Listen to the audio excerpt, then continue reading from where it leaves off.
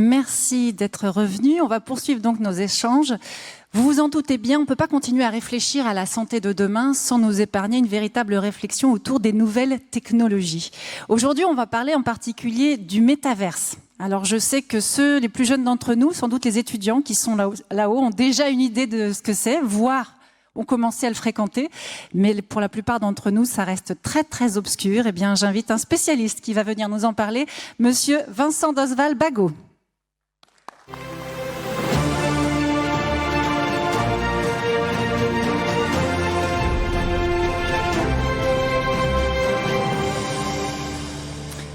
Bonjour Vincent Dosval, bienvenue. Merci à tous de Alors je vous rassure, je vous rassure, ça n'est pas qu'un hyper technologue, je ne sais pas comment on dit.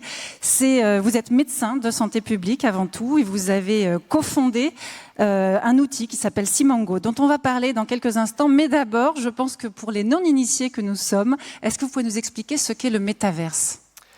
Oui, bien sûr. Alors je vais commencer par une question. Qui n'a pas de smartphone ici ? C'est clair, tout le monde ? Voilà, je ne vois aucune main se lever.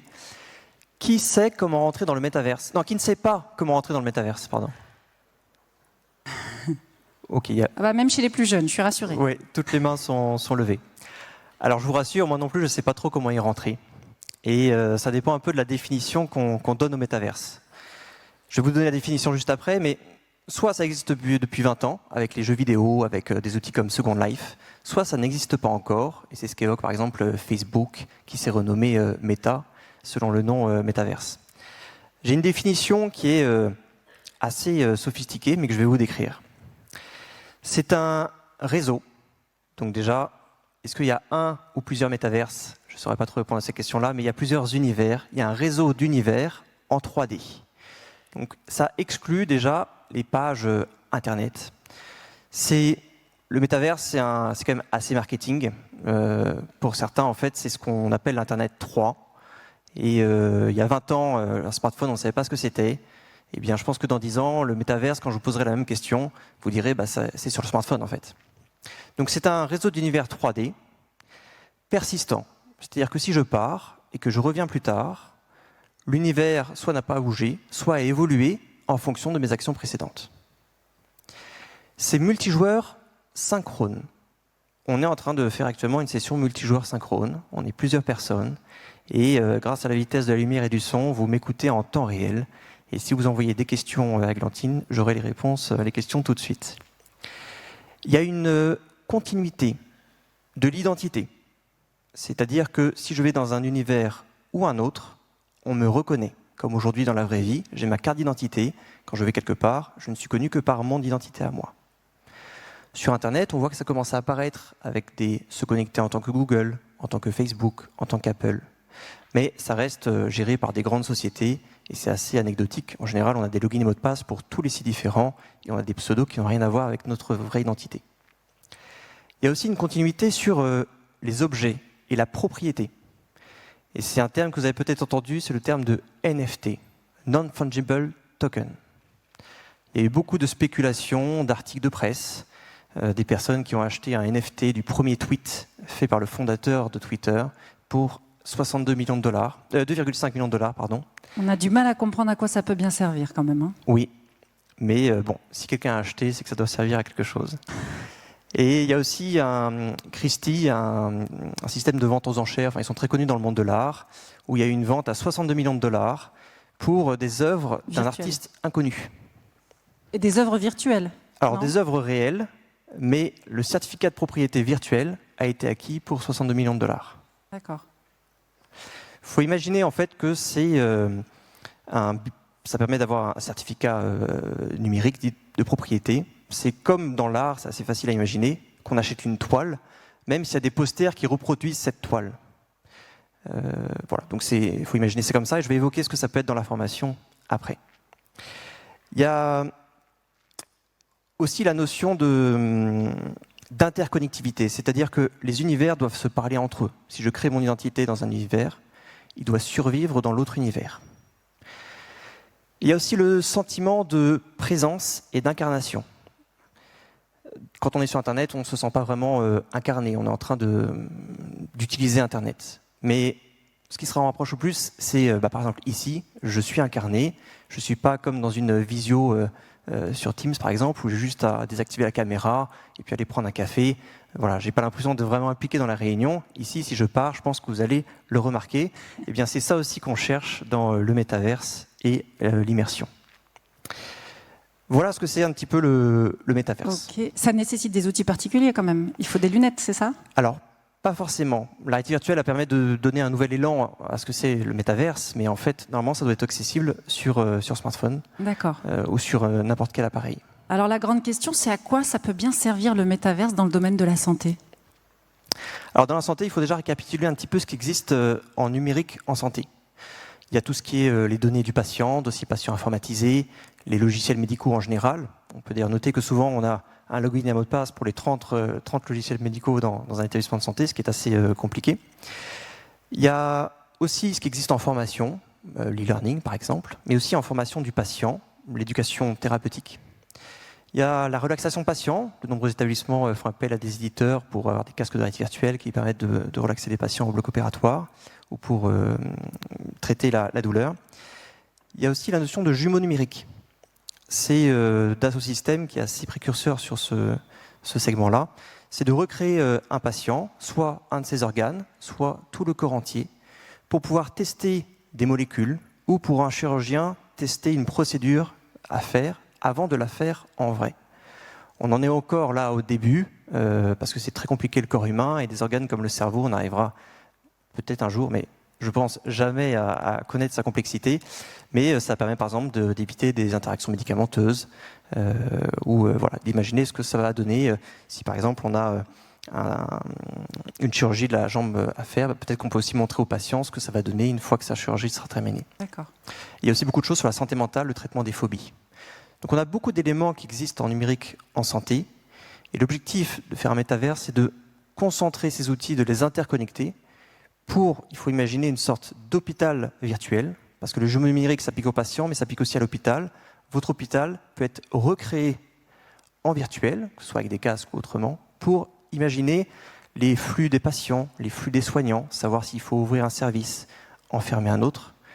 Et ça se fait beaucoup dans l'industrie, sur les voitures ou pour les flux des températures. En quoi c'est plus fiable que des données simplement chiffrées? On sait le flux des patients On sait le flux, mais il y a la notion d'agrégation de données, de recréer l'établissement dans sa complétude et ne pas juste se concentrer sur une donnée. D'accord. En tant que médecin de santé publique, je suis habitué à gérer ces données-là, et les médecins DIM, en général, sont des médecins de santé publique, mais en général, on voit trois graphiques faits sur Excel. Et ça ne suffit pas à imaginer les conséquences de l'ouverture d'un service, par exemple. D'accord. Alors vous avez créé un monde virtuel qui s'appelle Simango. C'est pour de la formation professionnelle, des professionnels de santé. Expliquez-nous de quoi il s'agit exactement. Alors on en est au début, mais je présente très rapidement Simango. On fait de la gamification de formation, soit en réalité virtuelle, soit en CS Game. Gamification, c'est-à-dire que c'est un jeu. Oui, parce que quand même dans le métaverse, les jeux vidéo sont les premiers, le divertissement voilà, est la première thématique, et nous, l'ADN du jeu est très important dans le monde de la formation. Mmh.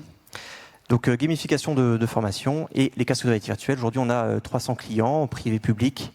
Dans les privés, on a les 3 grands groupes, par exemple, avec 30 scénarios de formation, ça de sécurité incendie aux chambres des erreurs.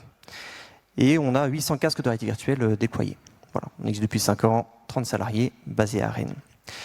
Le métaverse, on en est encore au balbutiement. Mais je veux dire, même Facebook, qui a quand même renommé sa maison mère Meta, et qui a mis des millions de dollars et plus de 10 000 personnes sur le sujet, sait qu'ils ne vont pas être seuls sur le sujet. Ils ne peuvent pas faire un métaverse à eux seuls. Ils proposent des outils, mais voilà. Nous, c'est un peu la même chose.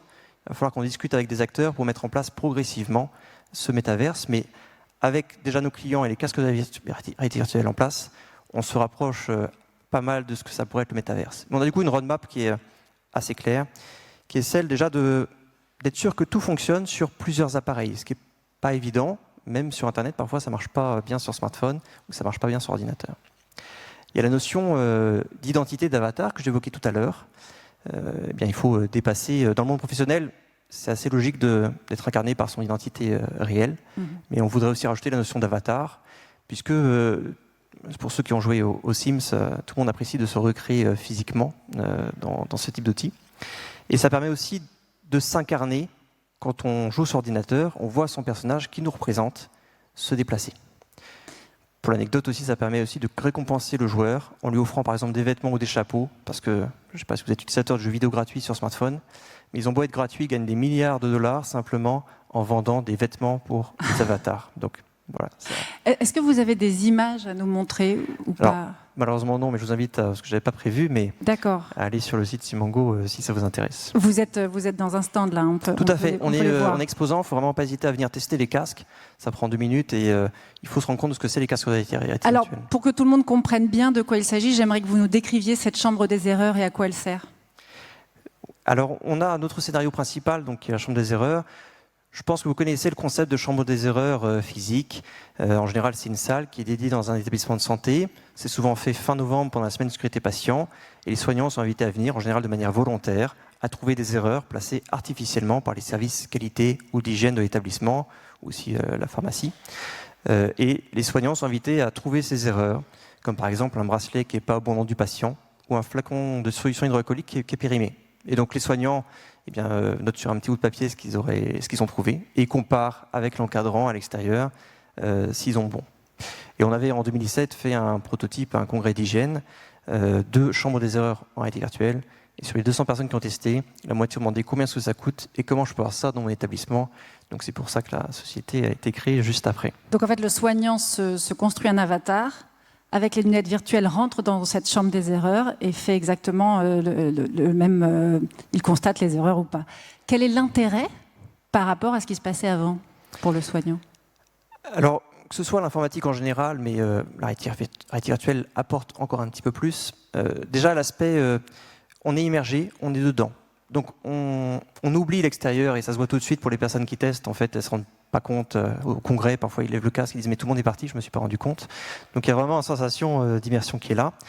L'aspect ludique, on a le droit à l'erreur, on peut se tromper. Et dès qu'on fait une erreur, on a tout de suite le retour. Est-ce que c'était bon ou est-ce que c'était pas bon? Le fait que ce soit court, je pense que vous êtes déjà endormi suite à ma présentation parce qu'elle est trop longue. Mais voilà, en formation, on essaie de faire vraiment des choses courtes et rythmées.